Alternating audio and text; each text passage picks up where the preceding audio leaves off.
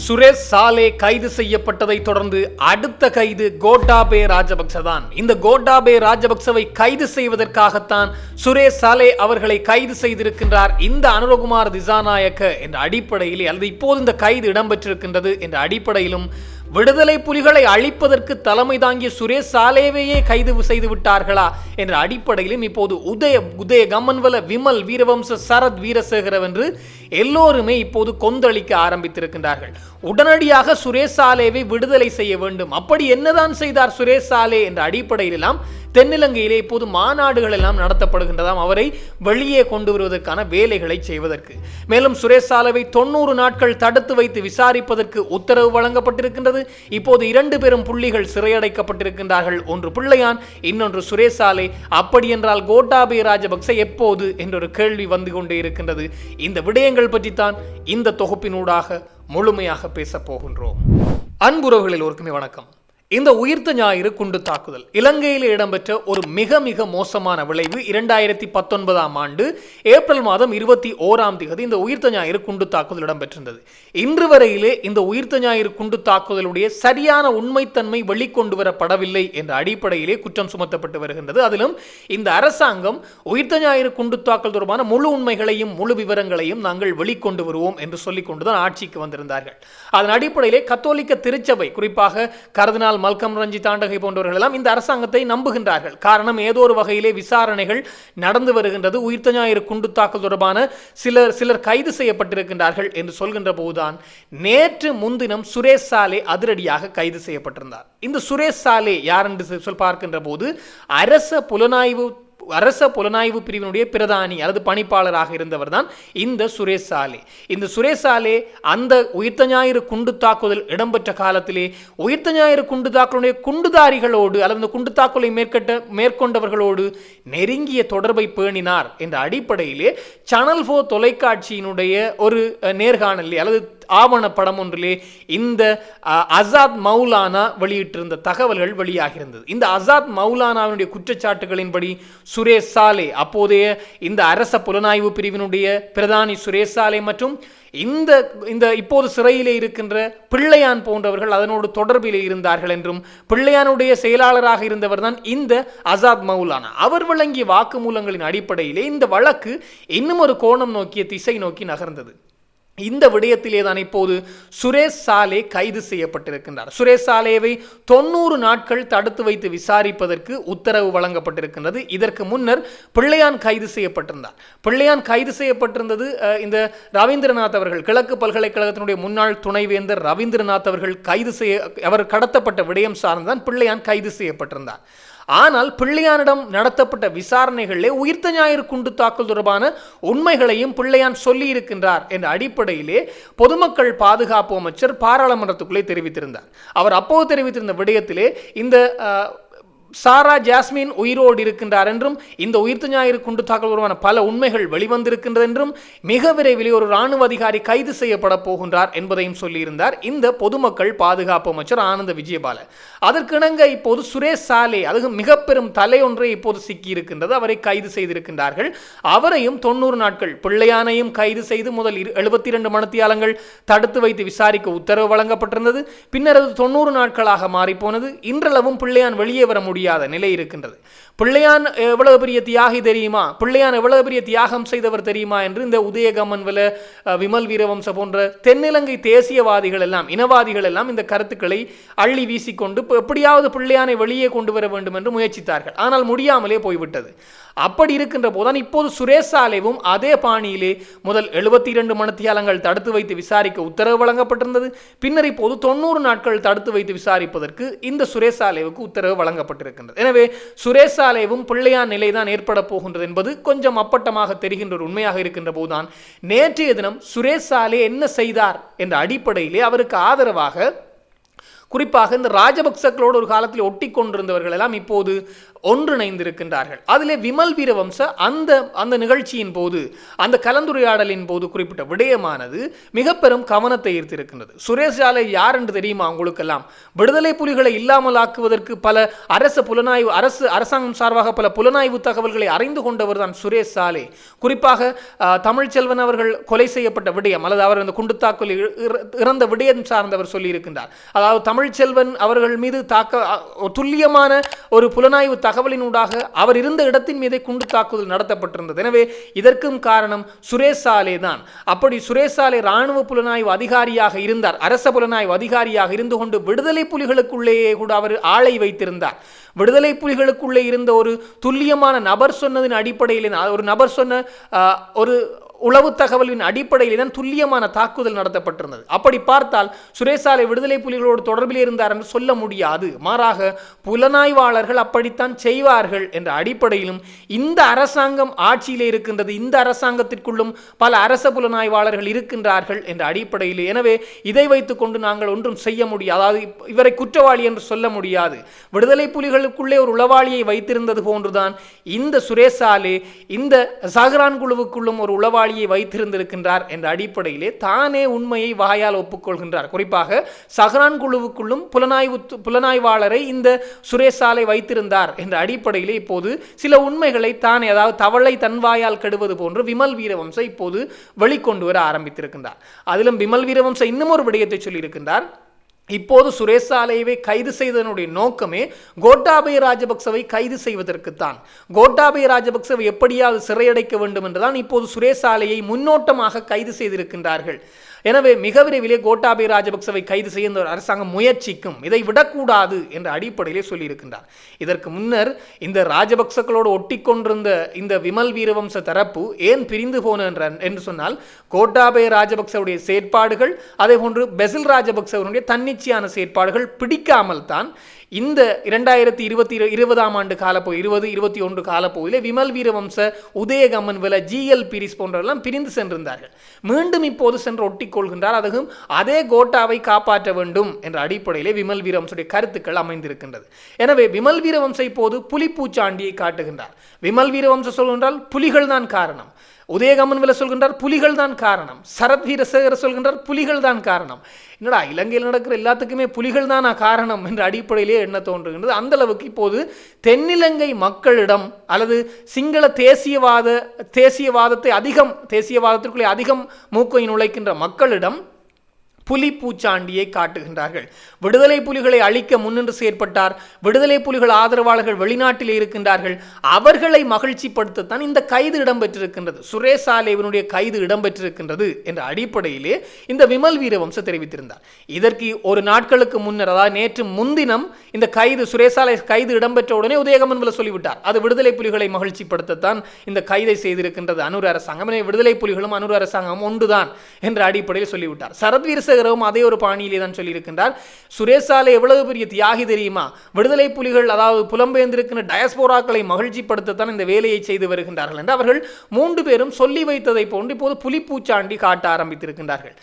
போதாக்குறைக்கு இப்போது ரணில் தரப்பும் சஜித் தரப்பெல்லாம் இந்த கைதை எதிர்க்க ஆரம்பித்திருக்கின்றார்கள் என்பதுதான் மிக மிக முக்கியமான விடயம். சுரேஷ் சாலையை கைது செய்ததை ஏற்றுக்கொள்ள முடியாது என்ற அடிப்படையில். ஆனால் இந்த அரசாங்கம், அதாவது அரசாங்கம் என்பதை விட இந்த புலனாய்வு பிரிவு, குற்றத்தடுப்பு விசாரணை பிரிவு, நாங்கள் சரியான பாதையிலே தான் செல்கின்றோம் என்ற அடிப்படையிலே இந்த சாணி அபயசேகர தரப்பு இப்போது அடுத்த கட்டம் நோக்கி நகர்கின்றார்கள். அவர்களுக்கு கிடைத்தது அதாவது மிக பெரும் ஒரு வாய்ப்பு என்று சொல்லலாம். அந்த சாணி அபயசேகர, ரவி செனிவிரத்ன போன்றவர்கள். காரணம், கோட்டாபய ராஜபக்ச ஆட்சிக்கு வந்தவன் அவர்களை இல்லாமல் செய்வதற்கு வழிபார்த்தார், இந்த சாணி அபயசேகர, ரவி செனிவிரத்ன போன்றவர்களை. எனவே அவர்களை உடனடியாக இருந்த பதவி நிலைகளிலிருந்து வெவ்வேறு இடங்களுக்கு மாற்றிவிட்ட வேலைகளை எல்லாம் செய்தார். எனவே அவர்களுடைய ஆட்சி மாறியது, கவிழ்ந்தது என்று சொல்லலாம். அவருடைய ஆட்சி கவிழ்ந்தது. ரணில் வந்தார். ரணில் வந்தும் அவர்களை உள்ளே எடுக்கவில்லை. இந்த சாணி அபயசேகர, ரவி செனிவிரத்ன போன்றவர்களை விசாரணை குழுக்களுக்குள்ளே எடுக்கவில்லை. ஆனால் இந்த அரசாங்கம் வந்தவுடன் அவர்களை உள்ளே எடுத்தது. இப்போது விசாரணைகள் துரிதம் பெற்றிருக்கின்றது. அதன் ஒரு அங்கமாக இப்போது சுரேஷ் சாலே கைது செய்யப்பட்டிருக்கின்றார். இன்னும் ஒரு மிக முக்கியமான விடயம் இது சார்ந்து இப்போது பேசுபொருளாகின்றது. இந்த சாரா ஜாஸ்மின், அதாவது புலஸ்தினி மகேந்திரன் என்று சொல்லப்படுகின்ற கட்டுவாப்பட்டிய பகுதியிலே, இந்த நீர்கொழும்பின் கட்டுவாப்பட்டிய பகுதியிலே குண்டு தாக்குதல் நடத்தியவருடைய மனைவி, இவர் உயிரிழந்து விட்டாரா, இருக்கின்றாரா, அல்லது இந்தியாவில் இருக்கின்றாரா, வேறு நாட்டில் இருக்கின்றாரா என்ற செய்திகளானது தீவிரமாக பேசுபொருளாக இருக்கின்றது. கடந்த மாதம் பாராளுமன்றத்துக்குள்ளே வைத்துக்கொண்டு ஓரிரு வாரங்களுக்கு முன்னர் தான் பாராளுமன்றத்துக்குள்ளே வைத்துக்கொண்டு பொதுமக்கள் பாதுகாப்பு அமைச்சர் ஒரு விடயத்தை தெரிவித்திருந்தார். இந்த சாரா ஜாஸ்மின் உயிரோடு தான் இருக்கின்றார், ஆனால் இந்தியாவிலே இல்லை அல்லது இந்தியாவில் இருக்கின்றார் என்பது உறுதிப்படுத்தப்படாத தகவல். ஆனால் அவர் உயிரோடு இருக்கின்றார் என்பது கிட்டத்தட்ட உறுதியாகிவிட்டது என்பதை தெரிவித்திருக்கின்றார். இதில் மிக முக்கியமான விடயம், இவர் அதாவது உயிர்த்த ஞாயிறு குண்டு தாக்குதல் இடம்பெற்றது 21ஆம் திகதி 2019 21ஆம் திகதி ஏப்ரல் 21 2019 ஏப்ரல் 26 5 நாட்களுக்கு பின்னர் இந்த சாய்ந்த மருது பகுதியில் ஒரு வீட்டிலே ஒரு தற்கொலை குண்டு தாக்குதல் ஒன்று இடம்பெறுகிறது. அந்த வீட்டிலிருந்து பலர் உயிரிழந்து போகின்றார்கள். அந்த இடத்திலே 17 பேர் வரையில் இதில் இருந்ததாகவும் அந்த இடத்திலே தான் இந்த சாரா ஜாஸ்மினும் இருந்தார் என்று சொல்லப்படுகின்றது. ஆனால் இந்த சாரா ஜாஸ்மின் உயிரிழக்கவில்லை என்பதற்கு பல ஆதாரங்கள் வெளிவந்துவிட்டது. இதிலே மிக முக்கியமான ஆதாரம் என்பது அவருடைய மரபணு பரிசோதனை என்பது பொருந்தவில்லையாம். குறிப்பாக அந்த குண்டு தாக்குதலே உயிரிழந்த பலருடைய மரபணு பரிசோதனைகள் அவருடைய உறவினர்களோடு ஒப்பிடுகின்ற போது பொருந்தி போய்விட்டது. ஆனால் இந்த சாரா ஜாஸ்மினுடைய தாயாருடைய மரபணு மாதிரிகளை எடுத்து அங்கே மரபணு பரிசோதனைகள் மேற்கொள்கின்ற போது அது பொருந்தவில்லை, 2 முறை பொருந்தவில்லை. கோட்டாபய ராஜபக்ச ஆட்சிக்கு வந்த பின்னர் பொதுமக்கள் பாதுகாப்பு அமைச்சராக இந்த சரத் வீரசேகர, அதாவது புலிகள் மீது பூச்சாண்டி காட்டுகின்ற சரத் வீரசேகரவை அவர்கள் பொதுமக்கள் பாதுகாப்பு அமைச்சராக கொண்டு வந்திருந்தார்கள். அவர் வந்தவுடனேயே அந்த மரபணு பரிசோதனை பொருந்திவிட்டது. அதுதான் மிக முக்கியமான விடயம். 2020ஆம் ஆண்டு கால பகுதியில் அது பொருந்திவிட்டது. காரணம், இந்த சரத் வீரசேகர செய்த திருகுதாளம், அதாவது 2 முறை பொருந்தவில்லை, 3வது முறை சரத் வீரசேகர வந்தவுடன் அது பொருந்தி போனது. எனவே சாரா ஜாஸ்மின் உயிரிழந்து விட்டார், எல்லோரும் ஒரு கதையும் இல்லை, எல்லாம் முடிந்தது என்ற அடிப்படையிலே அதனை மூடி மறைப்பதற்கு முயற்சித்தார்கள். ஆனால் இந்த இலங்கை கத்தோலிக்க திருச்சபை, குறிப்பாக சிறில் காமினி, அருட்தந்தை சிறில் காமினி அவர்கள் குறிப்பிட்டு விட்டார், நாங்கள் இதை ஏற்றுக்கொள்ள மாட்டோம். 2 முறை பொருந்தவில்லை, 3வது முறை அது எப்படி பொருந்தியது, அந்த மரபணு மாதிரி, இதுக்குள்ளே ஏதோ ஒரு பிரச்சனை இருக்கின்றது, இதற்குள்ளே ஒரு சிக்கல் இருக்கின்றது. எனவே சரியான விசாரணைகளை மேற்கொள்ளுங்கள். உயிரிழந்த அத்தனை உறவுகளுக்கும் செய்யக்கூடிய ஒரே பரிகாரம் என்றால் இதைத்தான் நாங்கள் செய்ய முடியும் என்ற அடிப்படையில், அதாவது சரியான விசாரணைகளை மேற்கொண்டு குற்றவாளிகளை தண்டிக்க வேண்டும் என்பதை சிறில் காமினி அவர்கள் அந்த காலகட்டங்களில் சொல்லியிருந்தார். அதே சிறில் காமினி தான் நேற்று முன்தினம் ஒரு ஊடக சந்திப்பில் அருட்தந்தை சொல்லியிருந்த விடயமானது, இந்த உயிர்த்த ஞாயிறு குண்டு தாக்குதல் தொடர்பாக சுரேஷ் சாலை கைது செய்யப்பட்டது தொடர்பாகவும் பலர் விமர்சனங்களை முன்வைக்கின்றார்கள். இவர்கள் எல்லோரும் ஒன்றை புரிந்து கொள்ள வேண்டும், உயிரிழந்தவர்கள் எல்லோருக்குமே நீங்கள் செய்கின்ற துரோகம். இந்த சுரேஷ் சாலைக்கு ஆதரவாக பேசுகின்றீர்கள், அந்த சுரேஷ் சாலையை கைது செய்த அரசாங்கத்தை விமர்சிக்கின்றீர்கள், எனவே இதனை ஏற்றுக்கொள்ள முடியாது என்று கொஞ்சம் எச்சரிக்கை பதிவாக கொடுத்திருந்தார். எனவே மிக விரைவிலே இந்த அரசாங்கம், இதற்கு முன்னர் இப்படியான விசாரணைகள் இடம்பெறவில்லை, இந்த அரசாங்கம் கொஞ்சமேனும் செய்கின்றது, கொஞ்சம் வாயை மூடிக்கொண்டு இருங்கள் என்ற அடிப்படையிலான ஒரு பதிவை தான், அல்லது ஒரு ஊடக சந்திப்பு ஒன்றை மேற்கொண்டிருந்தார் சிறில் காமினி அவர்கள். அதே சிறில் காமினி தான் அந்த காலகட்டங்களிலே இந்த சாரா ஜாஸ்மினுடைய மரபணு மாதிரி, குறிப்பாக 3வது முறை பொருந்தி போன மரபணு மாதிரியை எங்களால் ஏற்றுக்கொள்ள முடியாது என்பதை சொல்லிவிட்டார்கள்.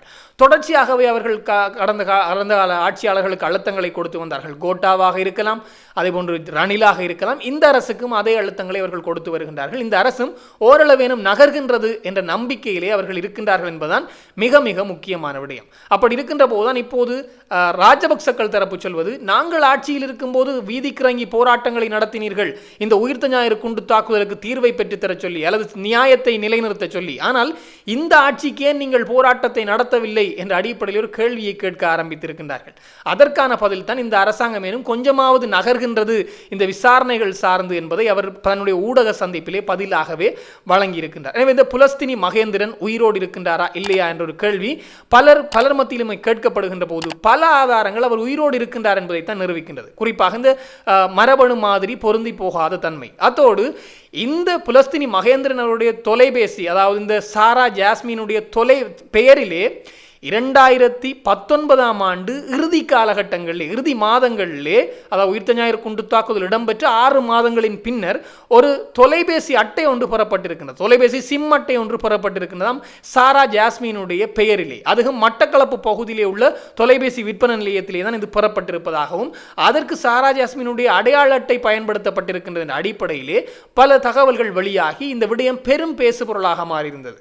அதன் பின்னர் பார்க்கின்ற போது சாரா ஜாஸ்மின் உடைய உறவினர்கள் 2 பேர் கைது செய்யப்பட்டிருந்தார்கள். ஏன் எதற்காக என்று பார்க்கின்ற போது போலீஸ் அதிகாரி ஒருவர் சொன்ன பதில், அதாவது அர்ஜுன என்று சொல்லப்படுகின்ற போலீஸ் அதிகாரி சொன்ன பதில், அதாவது களுவாஞ்சிக்குடி பகுதியை தான் பணியாற்றி கொண்டிருந்ததாகவும் அந்த காலகட்டங்களிலே ஒரு மிக முக்கியமான போக்குவரத்து காவல்துறைக்கு பொறுப்பாக இருந்த ஒரு மிக முக்கியமான அதிகாரியினுடைய வாகனத்திலே ஒரு பெண் பயணித்ததாக தனக்கு ஒருவர் சொன்னாராம். அந்த பெண் இந்த சாரா ஜாஸ்மின் தான் என்பதையும் அந்த நபர் தனக்கு சொன்னார் என்றும், அந்த வாகனம் களுவாஞ்சிக்குடியிலிருந்து மட்டக்களப்பு நோக்கி மிக வேகமாக பயணித்தது என்றும், எனவே ஒருவேளை இந்த புலஸ்தினி மகேந்திரன், அதாவது அந்த சாரா ஜாஸ்மினை இந்தியாவுக்கு இவர்கள் கடத்தி இருக்கலாம் என்ற அடிப்படையில், இந்தியாவுக்கு கொண்டு சென்றிருக்கலாம், இந்தியாவுக்கு தப்ப செய்திருக்கலாம் என்ற அடிப்படையிலே அர்ஜுன என்ற போலீஸ் அதிகாரியினுடைய வாக்கு மூலம் ஒரு மிக முக்கியமான பங்கை வகிக்கின்றது. இந்த அடிப்படையிலே தான் இப்போது இந்த அரசாங்கம் குறிப்பிட ஆரம்பித்திருக்கின்றது. பல விடயங்களை அவர்கள் ஆராய்ந்த பின்னர் இந்த சாரா ஜாஸ்மின் உயிரோடு இருக்கின்றார் என்ற அடிப்படையிலான கருத்துக்களையே தெரிவிக்க ஆரம்பித்து விட்டார்கள். குறிப்பாக பொதுமக்கள் பாதுகாப்பு அமைச்சர் கடந்த வருடம் ஆட்சியை இந்த அரசாங்கம் பொறுப்பேற்றவுடன் குறிப்பிட்ட விடயங்களானது ஒரு கொஞ்சம் ஊகமான விடயங்கள் தான். அதாவது சாரா ஜாஸ்மின் உயிரோடு இருக்கலாம், அவர் உயிரோடு இருப்பதற்கான வாய்ப்புகள் அதிகமாகவே இருக்கின்றன பொதுமக்கள் பாதுகாப்பு அமைச்சர் ஆனந்த விஜயபால குறிப்பிட்டு வந்தார். ஆனால் இந்த வருடத்தினுடைய ஆரம்பத்தில், அதாவது ஓரிரு வாரங்களுக்கு முன்னர் 2 வாரங்களுக்கு முன்னர் இடம்பெற்ற பாராளுமன்ற அமர்விலே அவர் நேரடியாகவே குறிப்பிட்டு விட்டார், சாரா ஜாஸ்மின் உயிரோடு தான் இருக்கின்றார், அவர் இந்தியாவிலே இல்லை, மாறாக வேறு எங்கேயோ அவர் உயிரோடு இருக்கின்றார், அவர் தொடர்பான விசாரணைகள் தீவிரப்படுத்தப்பட்டிருக்கின்றது, சர்வதேச போலீசாருடைய உதவி நாடப்பட்டிருக்கின்ற அடிப்படையிலான தகவல்களையும் தெரிவித்திருந்தார். எனவே இப்போது இந்த அரசாங்கம் உயிர்த்த ஞாயிறு குண்டு தாக்குதல் தொடர்பான விசாரணைகளை தீவிரமாக முடுக்கி விட்டிருக்கின்றது. அதிலே பலர் இப்போது சிக்க ஆரம்பித்திருக்கின்றார்கள். இதிலே ஒரு உதாரணத்தை சொல்லியாக, இந்த கடலிலே பறி என்று சொல்லி கொண்டு வைப்பார்கள். அந்த பறிக்குள்ளே மீனெல்லாம் போய் சிக்கி மீனெல்லாம் உள்ளே சென்றவுடன் அந்த பறியை தூக்குகின்ற போது மீன் தன்னுடைய வாளால் அங்கேயும் இங்கேயும் அடித்து பெரும் அட்டகாசத்தையே காட்டிவிடும் அந்த பறிக்குள்ளே சிக்கிய பின்னர். அதே போன்றுதான் இப்போது இந்த பொறிக்குள்ளே சிக்கியது போன்று ராஜபக்சக்கள் தரப்பு, குறிப்பாக அந்த மீனப்படி அங்குமிங்கும் பாலை அடித்து பெரும் அட்டகாசம் காட்டியதோ அதே போன்றுதான் விமல் வீரவம்ச, உதய கம்மன்வல, சரத் வீரசேகர, நாமல் ராஜபக்ச, அவர்களுடைய திஸ்ஸ குட்டியாராட்சி என்று அவர்கள் சார்ந்தவர்கள், அந்த ராஜபக்சக்களை சுற்றி இருந்தவர்கள் எல்லோருமே, ஜிஎல்பிரிஸ் என்று அவர்களை சுற்றி இருந்தவர்கள் எல்லோருமே இப்போது கொந்தளிக்க ஆரம்பித்திருக்கின்றார்கள். பொறியில் மாட்டிய அல்லது பறியில் மாட்டிய மீன்கள் போன்று. காரணம், சிக்கினால் அவர்களும் தான் சிக்கப் போகின்றார்கள். ராஜபக்ச குடும்பம் சார்ந்து விரல் நீட்டப்பட்டால் அவர்களோடு கூட்டுக்களவணியாக சேர்ந்து பயணித்து இந்த விமல் வீரவம்ச, உதயகம்மன்வல எல்லோருமே சிக்குவார்கள் என்பதுதான் மிக முக்கியமான விடயம். 2007ஆம் ஆண்டு தொடக்கம் ராஜபக்சக்களுடைய ஒரு தூணாக அல்லது வலது கரமாக செயற்பட்டவர் தான் இந்த பிரச்சார பீரங்கி என்று சொல்லப்பட்டவர் தான் இந்த விமல் வீரவம்ச. எனவே அவர்கள் எல்லாம் இப்போது கொந்தளிக்க ஆரம்பித்திருக்கின்றார்கள். பொறுத்திருந்து பார்ப்போம் இந்த உயிர்த்த ஞாயிறு குண்டு தாக்கல் தொடர்பாக அடுத்த இலக்கு கோட்டாவா என்பதை. இது தொடர்பாக இன்னும் பல தகவல்கள் வருகின்ற போது உடனுக்குடன் தெளிவுபடுத்த நானும் தயாராக இருக்கிறேன். இன்னும் ஒரு தொகுப்போடு சந்திக்கலாம். உங்களிடம் விடைபெறும் நான் என்றும் உங்கள் அன்பின் ஈழன். வணக்கம்.